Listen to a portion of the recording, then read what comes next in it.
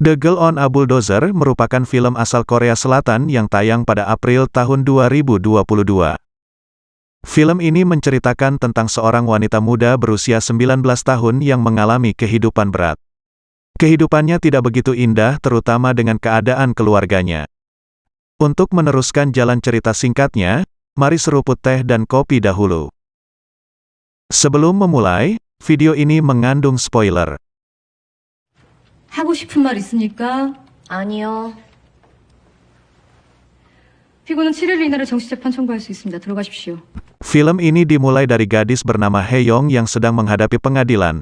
Tingkahnya begitu santai dan cuek, hingga hakim tersebut seperti merasa jengkel.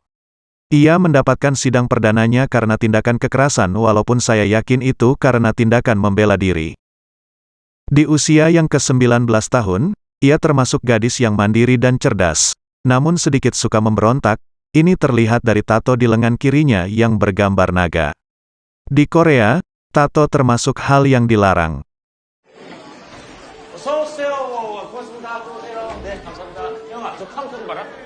Usai menghadapi sidang, ia selalu membantu bisnis restoran Cina keluarganya. Di restoran ini, ia tinggal bersama adik laki-laki dan ayahnya yang digambarkan selalu terlilit hutang dan kecanduan judi. Akibat perkara itu, setiap kali ayahnya berbicara, ia selalu merasa kesal dan akan bertengkar kecil. Semua pertengkaran mereka terkadang tidak jauh dari pembahasan keuangan di restoran mereka. Satu-satunya hal yang bisa menenangkan sikap Hae-young adalah adik laki-lakinya yang polos bernama Hee-jeok. 아빠 또 경마해? 아니야? 몰라? Suatu hari, Hae-young mendapat berita buruk di mana ayahnya mengalami kecelakaan dan selama beberapa hari ayahnya harus dirawat ke rumah sakit. Hae-young bertanya pada polisi mengenai kejadian ini, namun ia berkata bahwa ayahnya mengalami insiden menabrak seseorang dan mencuri sebuah mobil. Hae-young terkejut namun tidak bisa berbuat apa-apa karena polisi langsung pergi begitu saja hingga datanglah pria petugas asuransi yang mengatakan bahwa orang yang tertabrak mobil curian ayahnya memintanya untuk bertanggung jawab. Hae-young yang masih bingung merasa jengkel hingga meninggalkannya. 안녕하세요. 사마손해보험의 김인영 대리입니다. 혹시 어머님은... Setelah usai mendapat pelatihan alat berat, ia pulang ke restorannya, namun, saat itu ia mendapati tempatnya sedang dibongkar oleh orang lain yang berkata bahwa tempat itu sudah dijual. Karena Hae-young tidak terima, akhirnya dia mengusir mereka dengan menakut-nakuti menggunakan pisau. Tak lama kemudian dia ke rumah sakit tempat ayahnya dirawat yang ternyata dokter berkata kalau dia menderita koma atau mati otak. 뇌사랑이 깨어나면 보자고 했잖아요. 전 그런 말씀 드린 적 없고요.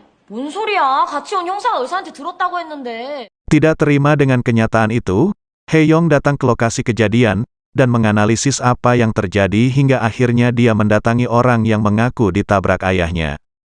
Ia melihat seorang pria terbaring di kasur dengan perban di kepala dan seorang anak perempuan yang terluka di lengan. Faktanya mereka benar-benar mencoba menipu. Salah satu korban anak perempuan yang mengaku ditabrak ternyata tidak mengalami patah tulang tangan. Hari berlalu hingga dia menemukan fakta bahwa semua masalah yang terjadi ternyata berasal dari mantan bos ayahnya yang juga seorang politisi bernama Choi Yong-hwan. Hae-young sempat mendatangi si politisi beberapa kali dengan membawa bukti rekaman dan ia pun diperlakukan dengan cara paling buruk oleh mereka persis seperti saat ayahnya mendatangi mereka.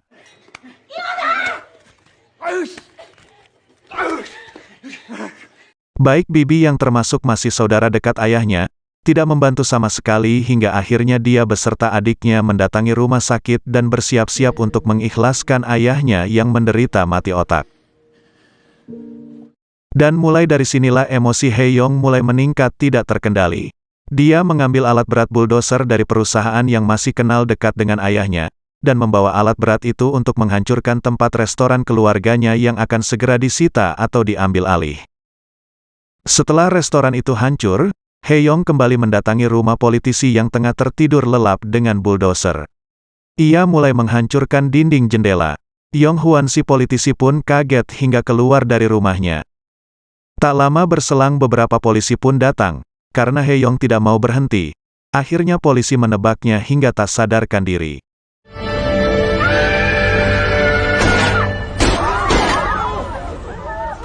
Setelah lebih dari 1 tahun mendapat hukuman penjara karena masalah yang ia hadapi, kini ia pun bebas menghirup udara segar. Lalu ia mendatangi seorang pria bernama Eng Seok, yang mana hal itu terkait dengan kasus awal ayahnya menabrak seorang pejalan kaki. Eng Seok berkata bahwa ia dan pacarnya saat itu sedang dalam kondisi mabuk untuk melihat langit malam. Mereka melintasi area yang bahkan dilarang bagi pejalan kaki. Dan dari sini terkuak bahwa ayahnya sebenarnya tidak sengaja menabrak pejalan kaki saat itu. Walaupun kondisi memang benar dia mengambil mobil pegawai politisi waktu itu. Kini Hae-yong hidup bersama adik laki-lakinya dengan damai. Ia pun mendapat pekerjaan sebagai pengantar makanan cepat saji di restoran. Saat akan mengantar makanan, ia mendapat telepon dan pesan mengenai asuransi ayahnya. Di sana dijelaskan kalau pihak asuransi telah menindak ulang kasus ayahnya. Dan film pun berakhir. Film yang mengambil genre investigasi ini memang layak untuk ditonton. Saya melihat adegan yang cukup menyayat hati saat Hae-yong menjalani kehidupan masa remajanya usai kehancuran bisnis keluarga akibat kesalahan masa lalu si ayah. Mungkin pesan moral yang diambil dari kisah ini adalah untuk tetap melindungi dan membantu gadis remaja dan anak kecil yang sudah kehilangan orang tuanya. Tidak boleh langsung menghakimi seperti adegan kekerasan yang dialami oleh Hee Jeok, si adik laki-lakinya saat mencoba mempertahankan restoran tersebut.